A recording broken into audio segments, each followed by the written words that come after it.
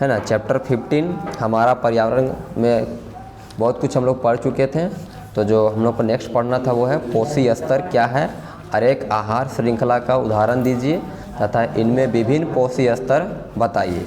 तो सबसे पहले समझेंगे हम लोग पोषी स्तर कि पोषी स्तर क्या होता है। तो कहता है कि आहार श्रृंखला में उत्पादक और उपभोक्ता का स्थान ग्रहण करने वाले जीव मंडल को कोई निश्चित संरचना प्रदान करते हैं, जिसे हम लोग क्या कहते हैं, पोषी स्तर कहते हैं। देखो तो पोषी स्तर अभी समझ में आ जाएगा किसको बोलते हैं। आहार श्रृंखला उत्पादक का पहला स्थान होता है जिसकी दूसरा स्थान एवं उसके बाद का जो स्थान होता है शाकाहारी एवं मांसाहारी का होता है। तो पोषी स्तर का मतलब समझना फिर से, कहता है कि आहार श्रृंखला में, तो आहार श्रृंखला तो समझ में आ रहा है जिसको फूड चेन कहते हैं। तो फूड चेन में जो उत्पादक होता है, उत्पादक यानी कि जो सूर्य का रोशनी से अपना खाना बनाकर उगता है, बढ़ता है, जैसे कि जितने भी हरे पेड़ पौधे हैं वो सब उत्पादक होते हैं। और उपभोक्ता का मतलब हो गया जिसको वो लोग खाते हैं, है ना, जो उन लोगों को खाता है। जैसे पेड़ पौधा को जो खाता है उसको हम लोग कहते हैं उपभोक्ता। तो आहार श्रृंखला में उत्पादक और उपभोक्ता का स्थान ग्रहण करने वाले जीव मंडल को कोई निश्चित संरचना प्रदान करते हैं। एक संरचना प्रदान होता है जिससे हम लोग क्या कहते हैं, पोषी स्तर कहते हैं। आहार श्रृंखला उत्पादक का हम लोग जानते हैं पहला स्थान होता है। उत्पादक जो होता है वो क्या होता है, पहला स्थान होता है। और जबकि दूसरा स्थान हम लोग जानते हैं क्या, उपभोक्ता का होता है। अब उपभोक्ता में तुम्हारा शाकाहारी भी हो सकता है, मांसाहारी भी हो सकता है। तो ऐसे इसको जो संरचना दिख रहा है, ये संरचना को ही हम लोग कहते हैं पोषी स्तर।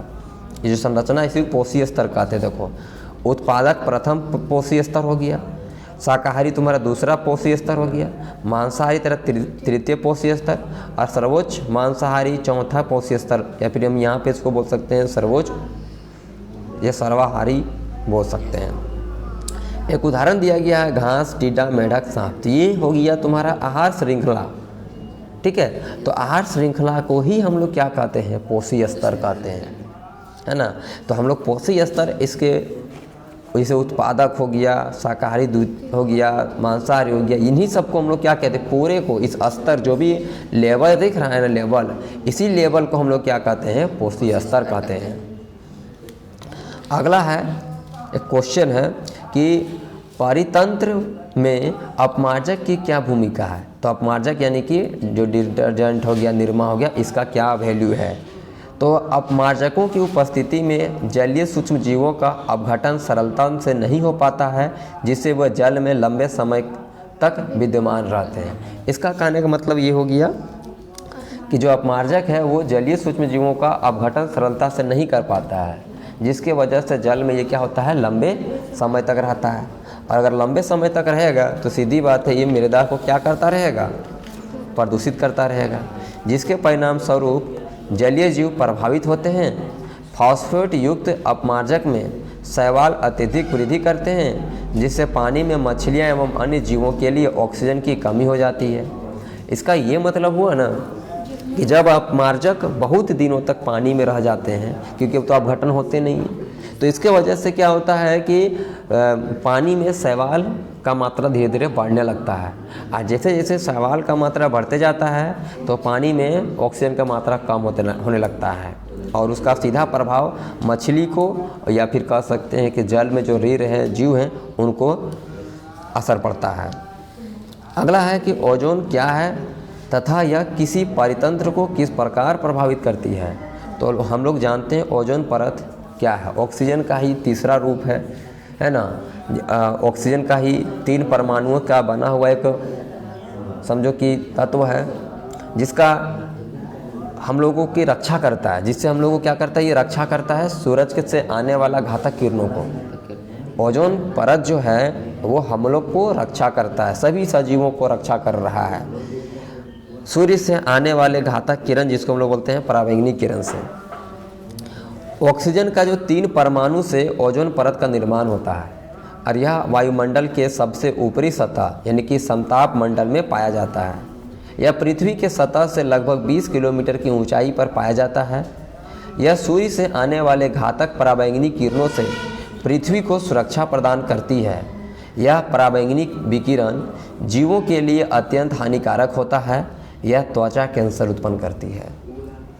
समझ में आ रही बात कि ऑक्सीजन का ही 3 परमाणु से बना हुआ ओजोन परत रहता है और ये सबसे ऊपरी सतह में मतलब कि समताप मंडल में ये पाया जाता है और लगभग पृथ्वी से 20 किलोमीटर की ऊंचाई पर है और इसका काम है पराबैंगनी किरण को रोकना और इसके वजह से ही त्वचा कैंसर उत्पन्न होता है। बात करते हैं कि आखिर ओजोन का निर्माण कैसे होता है। तो वायुमंडल की सबसे ऊपरी सतह परत में पराबैंगनी यानी कि यूवी विकिरण के प्रभाव से ऑक्सीजन टूटकर स्वतंत्र ऑक्सीजन यानी कि O केवल एक O परमाणु बनाते हैं और ऑक्सीजन के ये स्वतंत्र परमाणु संयुक्त होकर यानी बाद में ये जुड़कर O3 बनाते हैं। यानी कि ऑक्सीजन पहले टूटता है O+O में और फिर ये O वायुमंडल के ऑक्सीजन से जुड़कर O3 बनाता है यानी कि ये ओजोन बनाता है। अब अगला सवाल आता है कि ओजोन परत का क्षय होने का क्या कारण है। तो 1980 में वायुमंडल में ओजोन की मात्रा में तीव्रता से गिरावट आने लगी है जिससे ओजोन परत की मोटाई लगातार घटते चली जा रही है और इस प्रकार ओजोन परत के घटते मात्रा का ओजोन छिद्र कहते हैं। यानी ओजोन की मात्रा का घटना ही ओजोन छिद्र कहलाता है। अतः ओजोन के क्षयित होने के जो निम्नलिखित कारण है मतलब किसके वजह से जो ओजोन का मात्रा है धीरे धीरे घट रहा है और ओजोन का जो लेयर है वो पतला होते जा रहा है। तो कारण किसका है। तो सबसे पहला कारण आता है क्लोरोफ्लोरोकार्बन जिसको CFC कहते हैं। तो इसका हम लोग जब उपयोग करते हैं तो इसके वजह से क्या होता है ओजोन परत में गिरावट आ रहा है।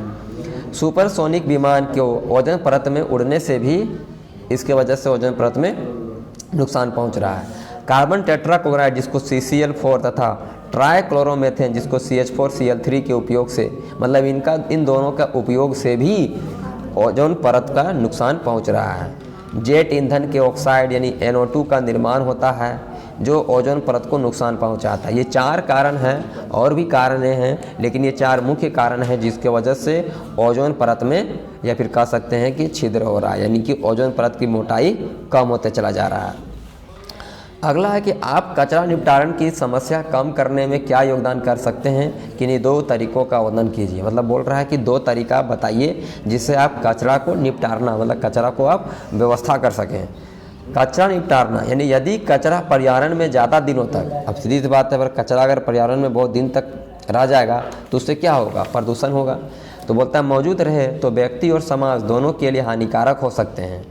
इससे न केवल अनेक प्रकार की बीमारियां फैलती है बल्कि पर्यावरण को भी प्रदूषित करता है।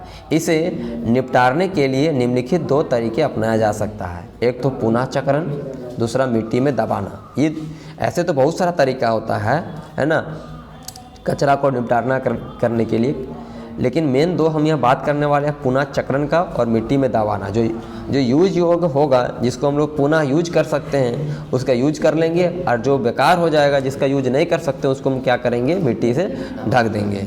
तो पुनः चक्रण में क्या होता है कचरे में से कुछ ऐसे पदार्थ अवश्य होते हैं जिनका हम दोबारा उपयोग कर सकते हैं। पुनः चक्रण का अर्थ 2 बार उपयोग करना होता है जैसे कागज़, प्लास्टिक, शीशा आदि का पुनः चक्रण किया जा सकता है ना पुनः चक्रण किया जा सकता है। पुराने कागज़ और कपड़े के पुनः चक्रण से कचरा निपटारना किया जा सकता है। प्लास्टिक का भी बार बार उपयोग किया जा सकता है। जिसे हम लोग एक बार एक प्लास्टिक का इस्तेमाल करके फिर वही प्लास्टिक का वापस बाज़ार लेके फिर उसका यूज कर सकते हैं। मिट्टी में दबाना यानी मिट्टी में दबाते किसको है तो जो कचरे अपघटन के द्वारा नहीं सड़ते हैं उन्हें मिट्टी के नीचे दबाकर कचरे का निपटारा किया जा सकता है। इससे खाद्य पदार्थ कर खेतों में या प्रयुक्त किया जा सकता है। देखो बोल रहा है कि मिट्टी के अंदर दबा के जब वो अपघटन हो जाए तो फिर हम इसका क्या कर सकते हैं खेत बाड़ी में खाद के रूप में इस्तेमाल कर सकते हैं। इसके बाद एक्सरसाइज होता है। ठीक है, तो फिलहाल आप लोग यहाँ तक पहले कर लो फिर एक्सरसाइज करेंगे। और हमको लगता है एक्सरसाइज जो होगा